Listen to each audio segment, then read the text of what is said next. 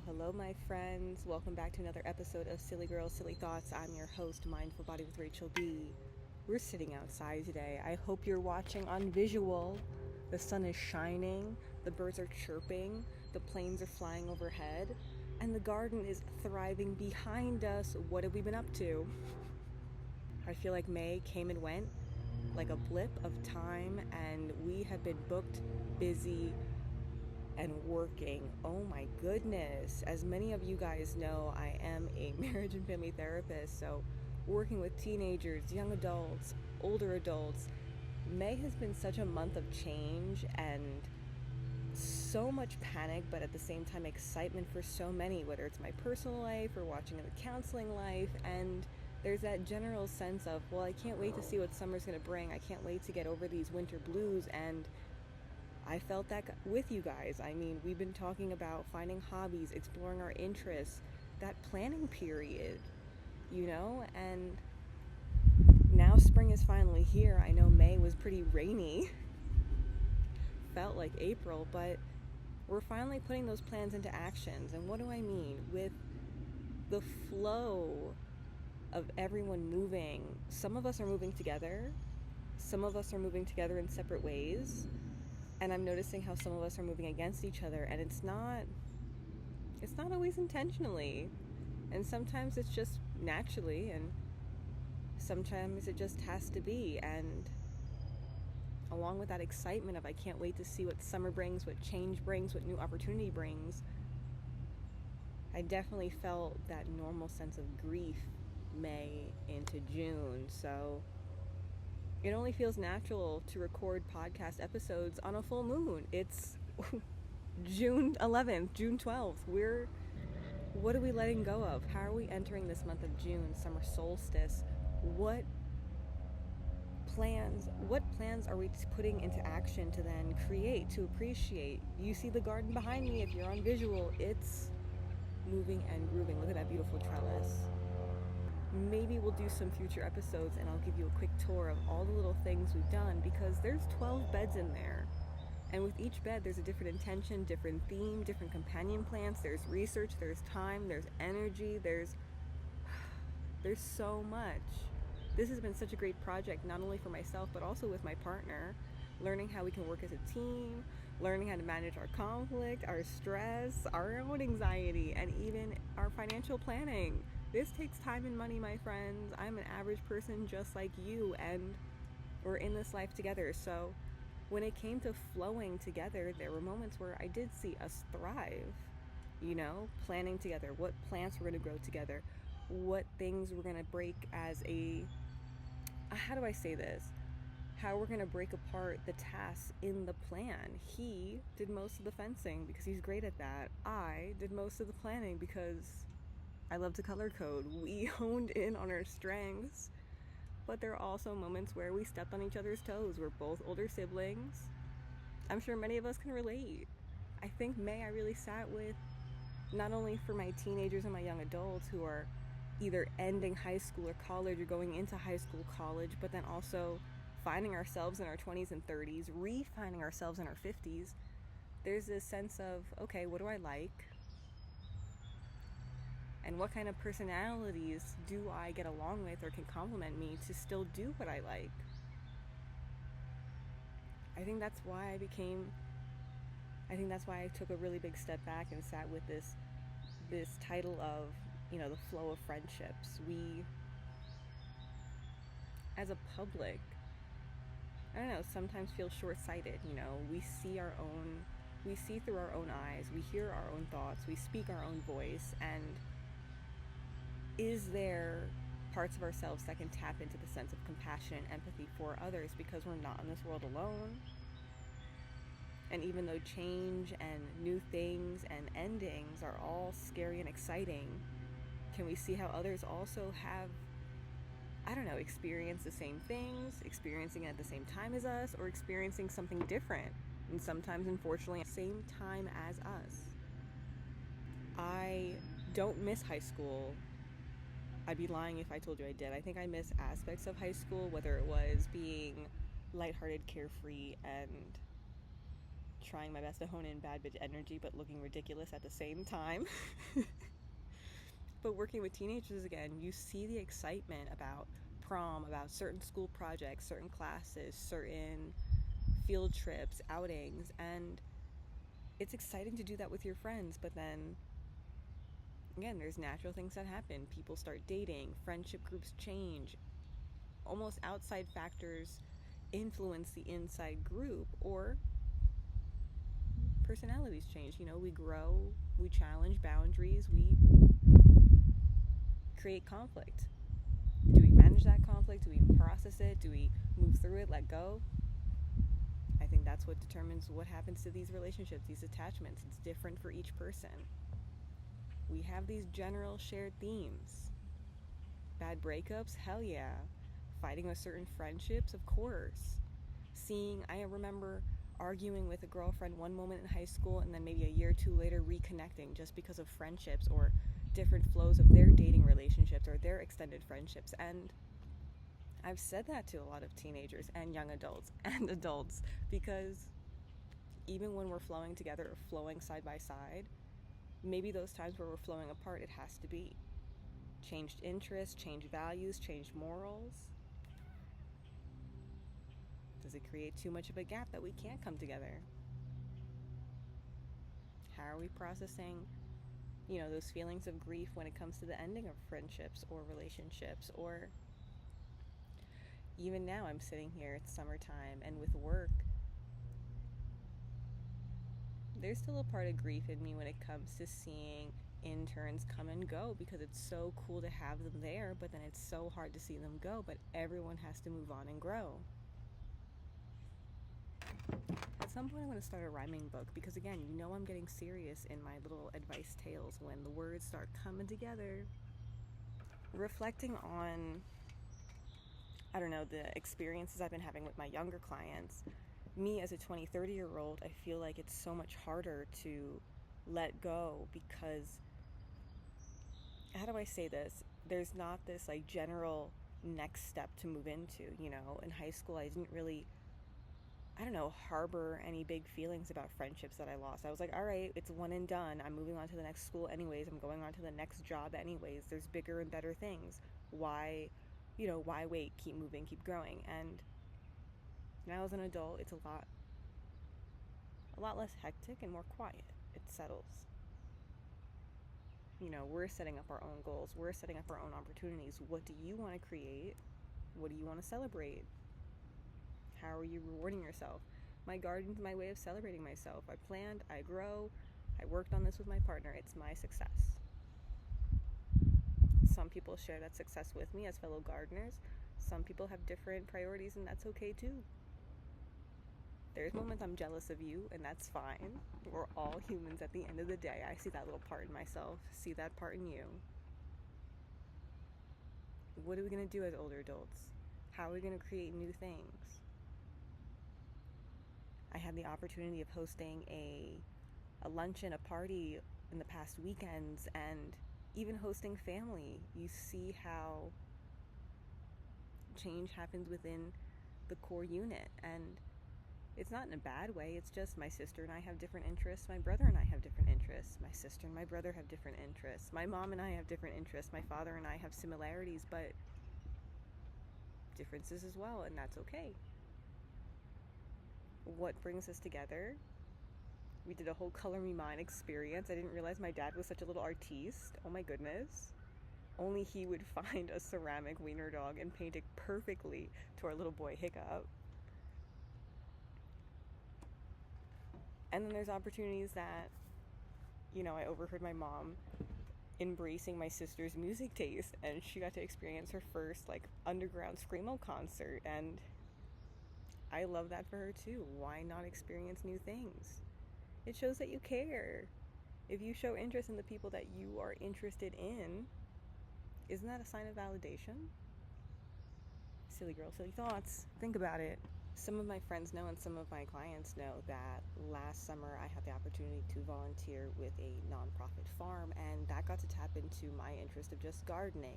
Many of you guys know that I'm vegan. I'm just going down the pipeline of health, clinical counselor, yoga instructor, vegan farmer. It's gonna be great. What's the next hobby?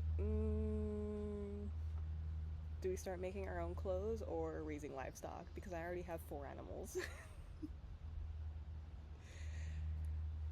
Where did that take me though? I got to meet interesting people who also share this interest. I got to meet people of different ages, of different stages of life, and I like that quality in my attachments and my different friendships because I don't know, I'm curious. You know, curiosity killed the cat, but I like to get to know people. Who are you? What do you like? Where are you from? Do we have a connection to hang out, laugh, and chat? Or are we going to be able to work together? You know, there's always differences. Are there going to be personalities that we just don't get along with? I'm trying my best to be nice to everybody. In the word of Pedro Pascal, I can be nice and get along with everybody doesn't mean I like you. We're trying our best not to be assholes. Just be decent, just be common. And being friends with people who are older, younger, different stages of life, I appreciate, I don't know, their sense of being open-minded to my questions, their ability to validate some of my concerns or fears moving forward in this life. What was I saying with my friends? We don't need someone to tell us what to do, but sometimes it's nice just to have that green light, that sense of, hey, but you're in the right direction. You know where you're going. And we don't always have that, you know. If you're not getting it from outside sources, you're trying your best to find it within yourself. We love signs. Take a moment to sit outside, keep an open mind. What are the signs? What is the energy to also validate you? You gotta find a little hope, a little faith. Piayencia y fe. I've spent most of probably March, no, I'm lying. I've spent April into June working alongside so many great people who, one, share this interest in farming and gardening with me, but also share this quality of giving back, also sharing the sense of empathy for the community, and I enjoy that fulfillment. Working in mental health, you don't always have that, so you have to find it in different ways. I've said this to so many of my friends and clients. We may not get the full validation within our jobs, within attachments, within other people, so how are we trying our best to hone in or ignite that validation within? I may not get the reward in therapy, seeing clients always graduate, move forward at a pace that I want. There's zero expectations. We're just here to live in the moment, so we farm, we produce, we donate. The reward of knowing that my hard work is going into something that's helping another person. The same way I have confidence and faith that my clients are putting in the work that they do in session into their real life. Try your best, do your best. It's all that I ask. I never thought I'd be able to connect to the people I connect to now, looking back to my high school self, my college self. I was so shy. And here I am putting myself out there, trying to take initiative with just questions. Hey, how are you? What are you into? What brought you here? What plants are you excited to see in the garden? What are you growing at home? Why not? If you're not into small talk, if you're not into small talk, how are you creating bigger questions? How are you finding ways to show interest in others and curiosity? And you have to do it safely. No one likes a pushy person. Practice makes perfect. I'd like to remind you that I have a background working in weddings, and my aunt used to make me rehearse my lines in a rearview mirror of a car, like, oh my god, today's gonna be a great day. I'm so excited for you. How are you doing? How are you feeling? I love that for you. Oh my god, where's your outfit from? Is it fake? No. A little bit of psychodrama in rehearsal? Of course. Role play never hurt anybody. Practice makes perfect. If you want to practice your skills in a mirror before you take them outside, do so. And then try it out in the public setting. You know, go to your grocery store, go to a farmer's market, go to the beach. Hi, how are you? Everything's doing well. I'm doing all right. Keep it nice, keep it calm. With that one hand of positivity of, hey, I'm so excited, I'm finally connecting, or I feel like I'm almost reconnecting. I'm in this third stage. I'm out of middle school, out of high school, out of college. So it's like those middle school into high school friends, those high school into college friends, the college friends who stick along into your adult life, or those college friends who stay within your adult life. But here I am, my next stage, adult life me. What kind of personalities am I being drawn to? Which ones remind me of my old friendships? The playfulness, the humor, the creativity. Which ones are new to me? My own partner really emphasized that too when he came to observe everyone at my party. He's like, hey, I'm noticing who's taking initiative to help you, who's honing in on your needs, but who's also being empathetic, and which friends are not, and that's okay. I'm aware of who I befriend, and even I've said that to him. Certain friends have, how do I say this in a polite way, because I think naturally criticism and defensiveness will come forward in so many of us. I mean, what do you mean, what kind of person I am, what kind of friend? There are parts of me that are absent-minded because I'm just not a great communicator via text or social media, and I really try my best to motivate my friends to see me in person because I want to shoot this shit with you here, over food, on a trail, in my backyard. So the friends that are distant from me, while there is that part of me that is grief and sad, and I almost want to say longing, there is that part of me that's confident of like, well, they're a phone call away, or I'm going to see them soon, or just now's not the right time for them, so I'm ready for them when they're ready for me. You don't have to do that. I'm my own person. You're your own person. Everyone has their different level of tolerance. You do you. Again, try your best to be a compassionate person. Everyone's going through something. I have friendships with more availability for whatever reason. I take in consideration of so many factors. I have friends who are working jobs that have different times than I have, and that plays a role. I giggle. One of my friends came in. I think she was there for an hour. I packed her a to-go bag with food because you take care of your friends. I sent her home. She's a nurse. She's tired. I get it. And the few people that I embrace in my life that, I don't know, whether they bring nothing or they have their own moment of negativity, there's almost that part of me that wants to say moment. Are boundaries put into place? Of course, for all my friends. Go back to that episode. Is it a white fence? Is it a stone wall? Is it a window within a wall? Because I acknowledge that all my friends have their own ish going on.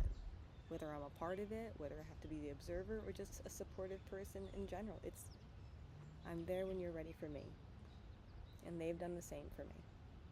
And the friends who haven't, you do you. Strike one, strike two, strike three. Live, let go. God bless. No hate, no harm, no hard feelings.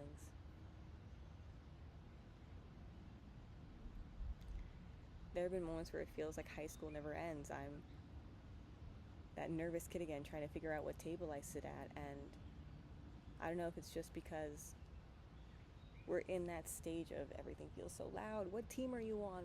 What do you believe in? What morals do you have? Do you exactly align with me? If you don't exactly align with me, we can't be friends. Bah! It's so loud. It's so loud, and sometimes it becomes ridiculous because if I was supposed to be friends with someone exactly like me, I think I'd be bored. I'm trying to embrace our differences, and I see that in the friendships I have. This confidence that, hey, I understand that you're a little different than me and I'm a little different than you, and what do you gotta tell me? Because I'm willing to learn. If I'm not hearing your side to then challenge mine, how are we supposed to grow? Small minds, small thoughts. We're outside for a reason. Even the room can't contain what's all going on in my head these days. Are there friendships and relationships I'm losing because of this like high school, I almost want to say theory? Of course. Some people are staying where they're staying. They're staying stubborn in their habits, or they're staying firm in their values and their boundaries, and I can only do so much to motivate some flexibility or express my side or justify what I can, and I can only do that for so long because you can't beat a dead horse. You can't beg for people to come back. Don't chase. Attract what is meant for you. That will come to you. And I'm not here to waste time doing that. So Getting older, seeing this high school table set, watching the people kind of sit there and look at me, looking at them, it's, well, again, I can be open-minded to you walking forward to me. I can extend that olive branch if I feel necessary, if I want to, and we'll see what happens. Takes two to tango. I only have control of myself. You only have control of you. Where does this go? You know? Taking that time to circle back, because as much as I embrace recording this outside, there is a part of me that's like, ooh, it's hot.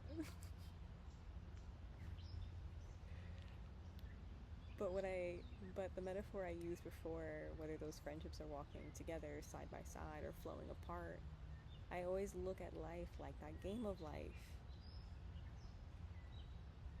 I'm excited to see for my clients, for my friends, even for family members, how lifestyle, interests, habits, and factors are creating this sense of movement. You know, is it looking like a game board, or is it looking like a web? Moments where we flow together, apart, connect in hubs, because interests, again, bring us together. Holidays, food, summertime plans. Maybe I'll do a beach day with the girls. Ooh, get some sun. But if we're just gonna sit at home and wait and not do,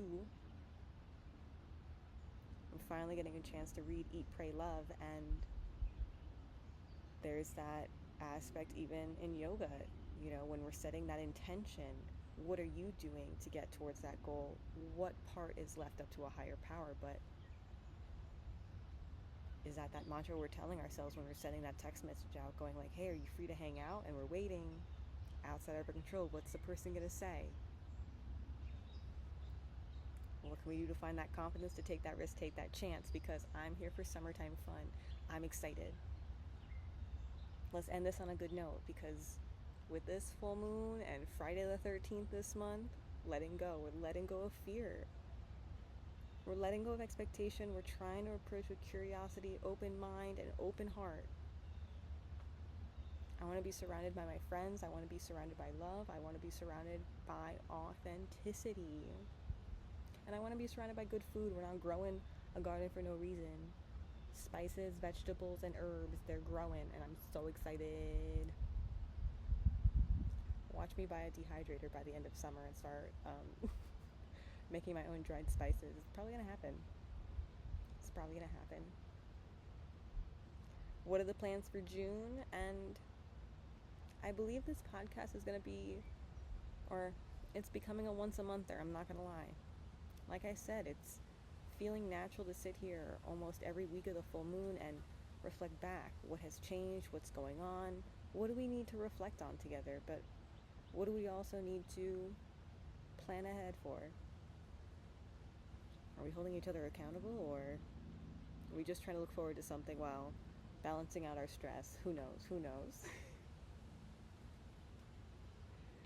May your friendships try their best to flow together in case they drifted apart, and I look forward to seeing what new friendships we create, what new connections we can, venture into, and I'm wishing everyone a nice and sunny day. Until July, this has been a great episode of Silly Girls, Silly Thoughts. I'm your host, Mindful Body with Rachel B. Until next time, my friends.